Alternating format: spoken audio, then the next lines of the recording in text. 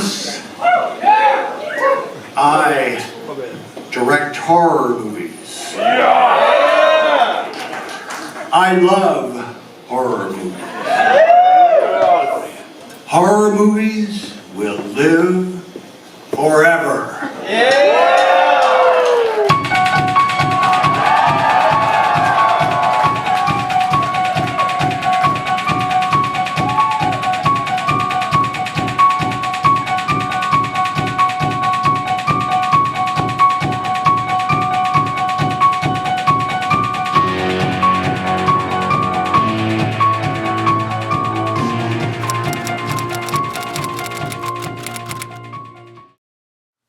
Halloween, A Noite do Terror, é um filme de 1977, pela direção de John Carpenter. E ele meio que se inspirou naquelas lendas urbanas, ou naquelas histórias que os pais, na década de 70, contavam a seus filhos que estavam passando por uma tempestade hormonal. Estamos numa cidade que se tornou típica dos Estados Unidos, somente graças a esse filme. Temos um assassino que retorna à sua cidade natal, e ele começa a perseguir três colegiais, três amigas, e matará tudo aquilo que encontrará no seu caminho para poder matar as três meninas. Carpenter, mais do que um artista, ele é um artesão, e como artesão ele se inspirou nos maiores artesãos do cinema, que foram Howard Hawks e Alfred Hitchcock. O Halloween é quase que uma revisão do Janela Indiscreta do Hitchcock.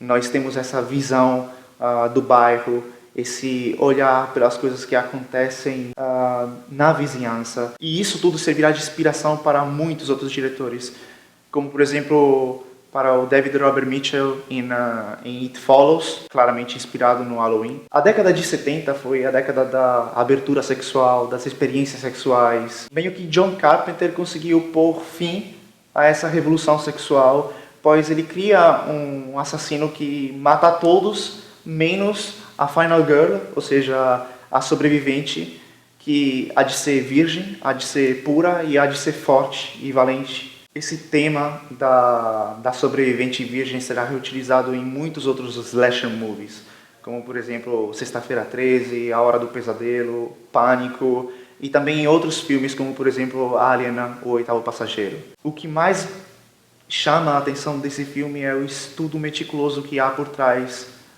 da obra como um todo.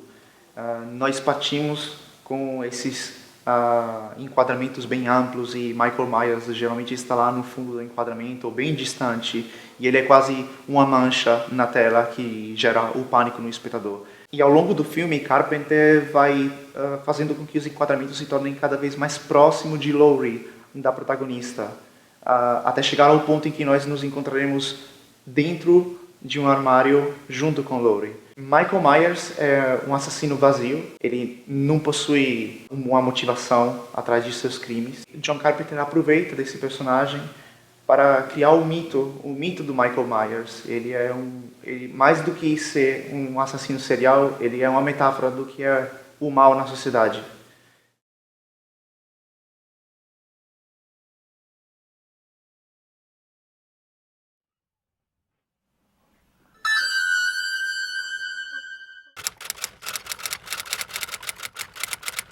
Takashi Miike é um nome muito incômodo na história do cinema e geralmente é associado à loucura. E de fato a loucura é a temática principal do filme A Audição, de 1999. Nós não sabemos entre os dois protagonistas quem é o mais louco. Por um lado nós temos o velho Aoyama, que cria uma audição para um filme inexistente exclusivamente para poder encontrar uma garota que seja bela, mas também maleável e emotivamente frágil. Pelo outro lado, nós temos Asami, uma mulher misteriosa que carrega consigo um passado muito sombrio. Temos que nos perguntar se o verdadeiro louco é a sociedade que forjou esses dois sujeitos egoístas que não conseguem se comunicar e que, portanto, faz com que o encontro entre essas duas almas termine num massacre final que não pode nos deixar impassível.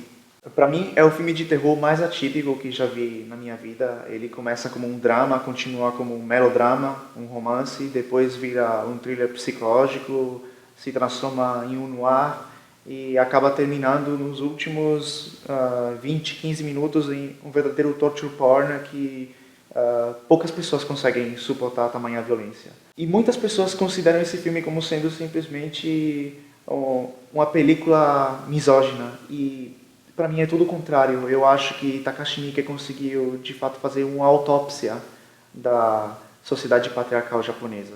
E é por isso que eu considero um filme imperdível.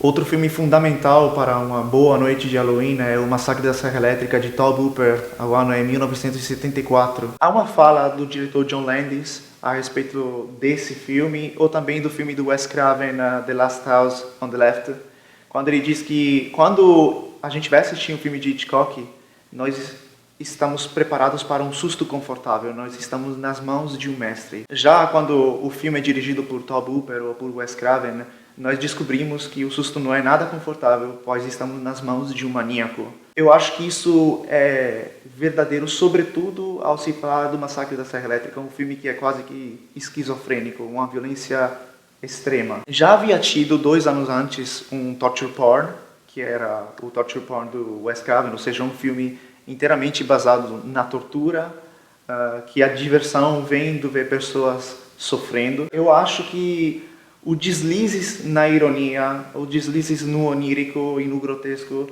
tornam o filme do Wes Craven menos violento e menos realístico do que daquilo que é o Massacre da Serra Elétrica. O Massacre da Serra Elétrica mexe conosco porque mexe com os nossos medos da infância. Eu vejo muito no Massacre da Serra Elétrica uma revisitação de Chapeuzinho Vermelho. Aqui também nós temos Sally e ela perde o caminho, ela faz sexo e, portanto, ela será punida. Só que dessa vez não haverá um caçador para salvá-la, mas ela encontrará exclusivamente maníacos ao longo de seu caminho. Esse filme é uma resposta ao trauma social da época. E nós estamos em um Estados Unidos pós-Vietnã, o presidente é Nixon e a população está completamente satisfeita. E isso tem muitos reflexos no filme. O carro quebra, eles vão em um posto de gasolina em que não há gasolina, e é a partir daí que começa o pânico. A cidade é vazia, é deserta, porque a única fonte de renda, que era um matadouro, fechou. E justamente os maníacos continuam praticando aquilo que eles faziam no matadouro. Eles continuam matando pessoas como se fossem animais. A inspiração do Tobe Hooper veio justamente naquela fase frágil do ser humano, quando ele tinha uma idade de 7 e 8 anos, e vem do famoso assassino Ed Gein, que inspirou o Psicose de Alfred Hitchcock. Ele tinha parentes, tios, que moravam no Wisconsin, e eles eram quase que vizinhos do Ed Gein. Então começaram a contar para ele de assassinos que exumavam corpos e utilizavam peças dos cadáveres para fazer peças de casa. E isso teve uma grande influência no Tobe Hooper, eu acredito.